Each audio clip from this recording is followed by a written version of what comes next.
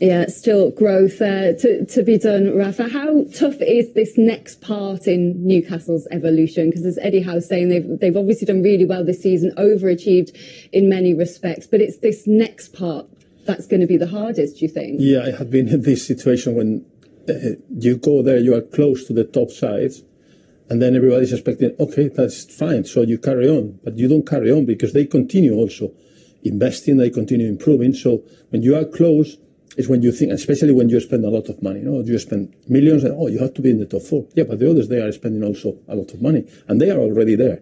So you have to reduce the gap and then you have to spend more money than them and be successful. And don't forget that when you sign players, you sign persons. So you can sign someone, and I have the experience in Liverpool that we signed a striker that was very good. After 6 months, he was not happy, the wife was not happy, you have to sell the player.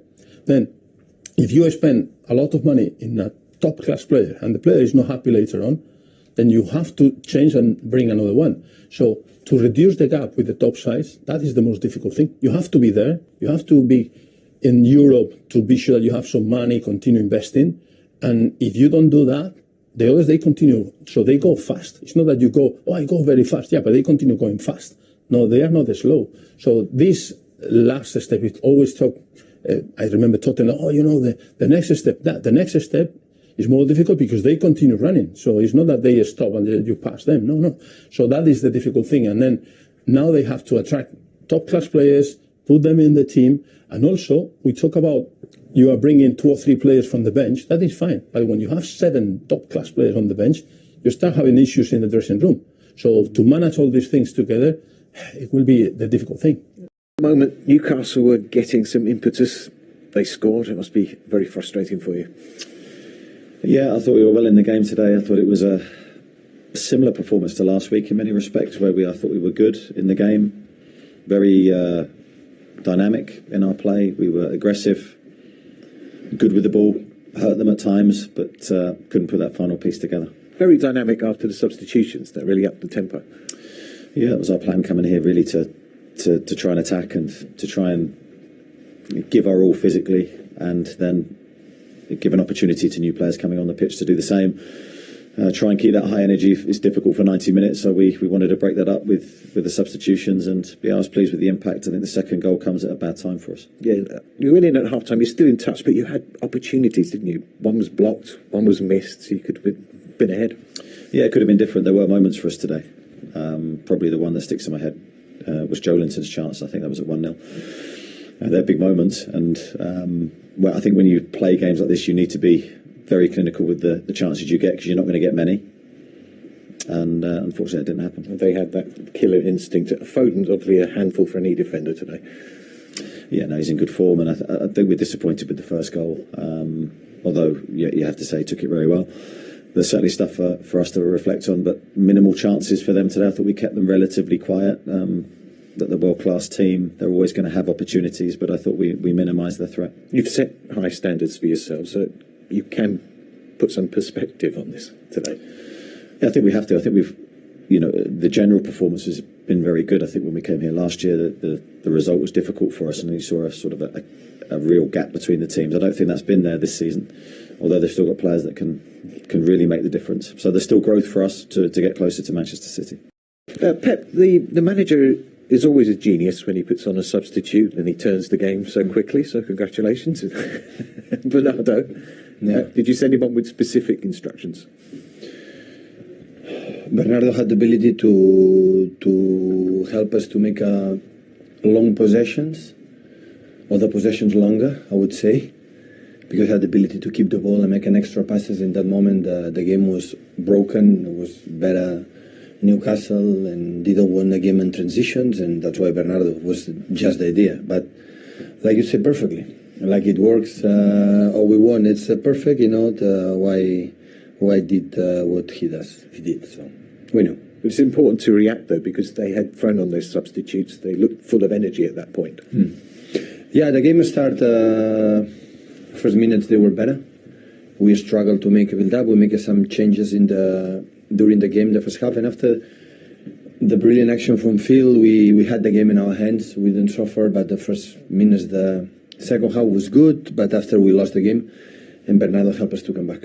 But always the threat of them is not a surprise. The reason why final the Carabao Cup, like in many minutes they were better than United and the position that they are all the season. So this team, this club in the next years will be a real threat to fight for the titles. And we're talking about Phil Foden again. That shows the form he's in. He drives at defenders, puts them under his pressure. commitment without the ball, both him and Jack.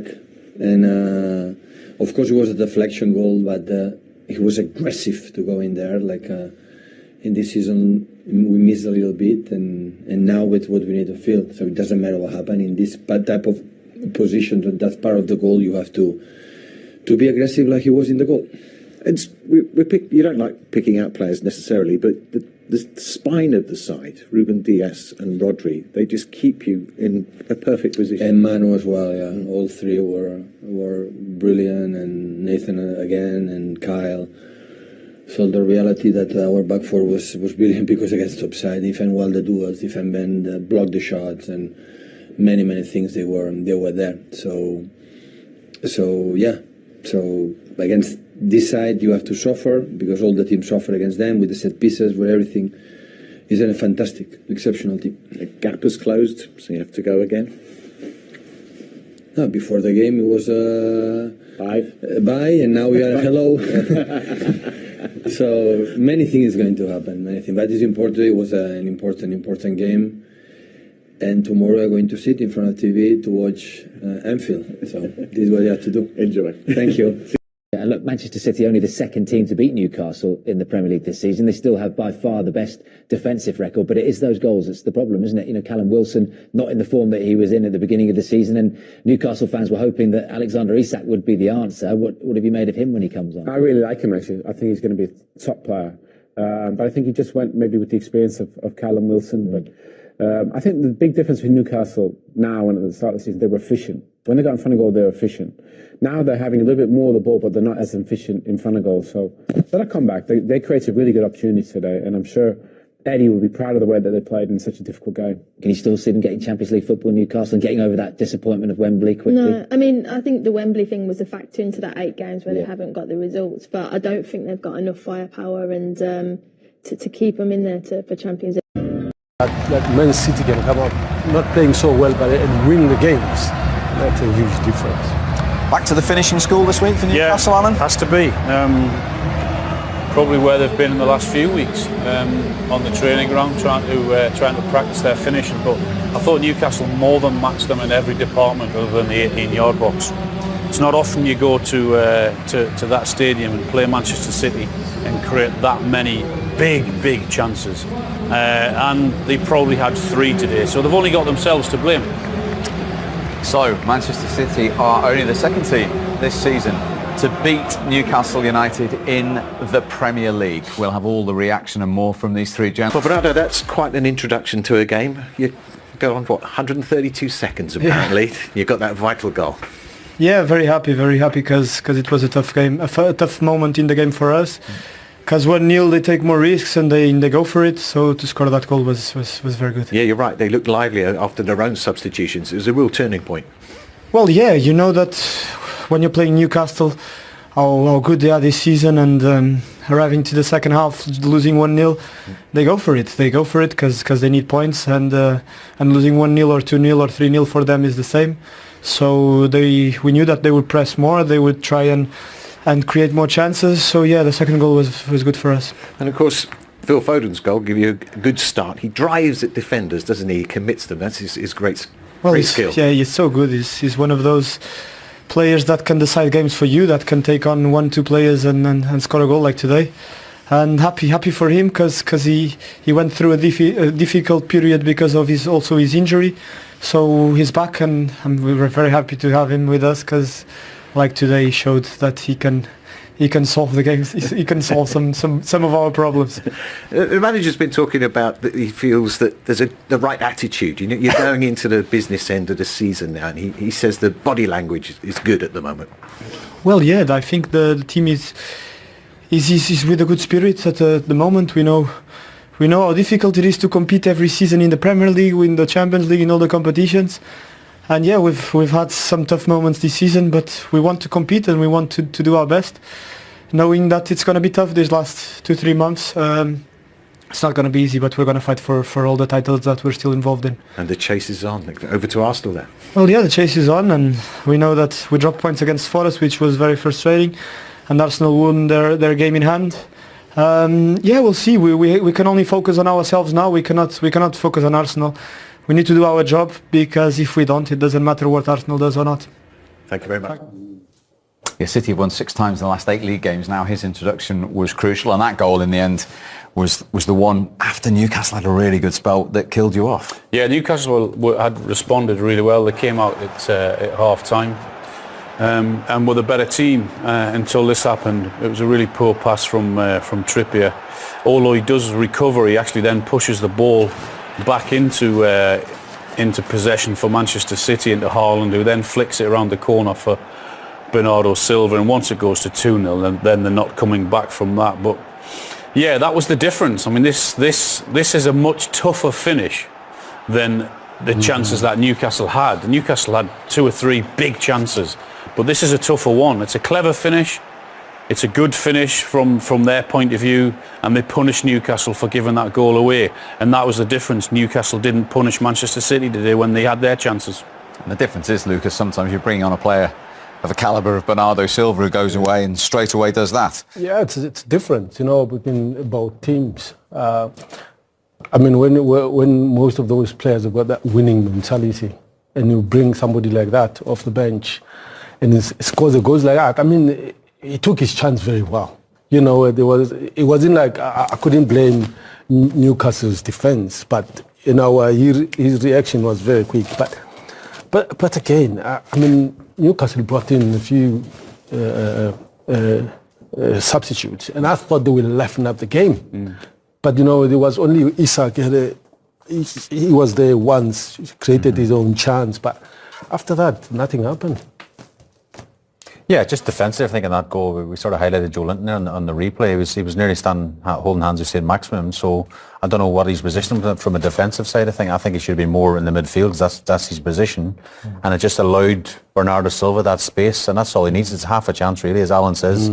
Newcastle had much better chances, didn't take them today, and a player as clinical as Bernardo Silva off the bench, he's not going to miss that. I know you don't want to see them again, but we're going to have to show you them, because they are not just chances, they're gilt-edged chances, aren't they? I don't care who you're playing against at any level, you have to punish the opposition. This is the first one. This is it 0-0, Steve. That is a good opportunity, a really good opportunity. You got a free shot. I mean, he just gets it all wrong, doesn't it? Hits his right foot, that takes it away from his left foot. And yeah, disappointing. Another one from Longstaff here. Could get his shot away perhaps a little bit earlier. He gives time there.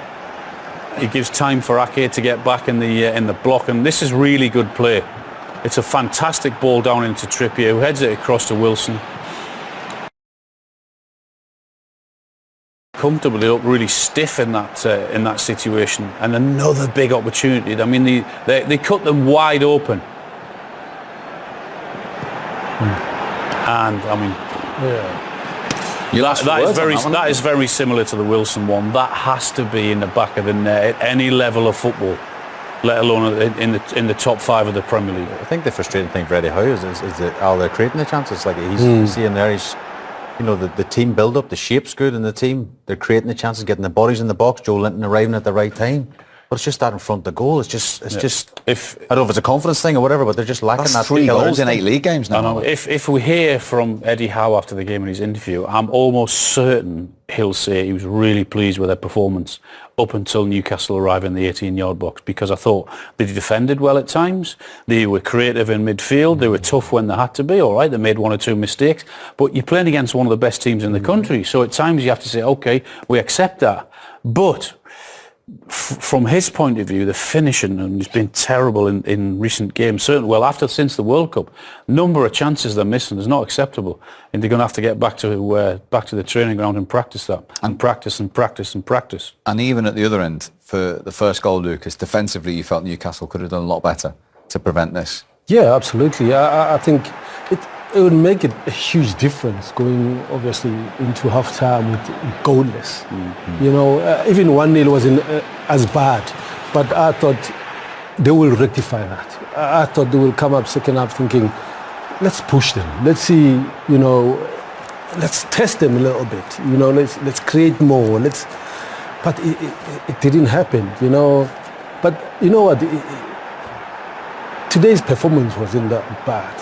It wasn't that bad. I think the only thing they can look up to now is Europe. Anyway, I mean that's where they can push now. Kevin De Bruyne didn't have his best game in terms of on the ball, but off the ball you saw two great runs then, which opens a pitch up for Phil Foden to actually run in. Great running off the ball. That was the difference. Foden in the first half, Bernardo Silva in the second, all 3 points.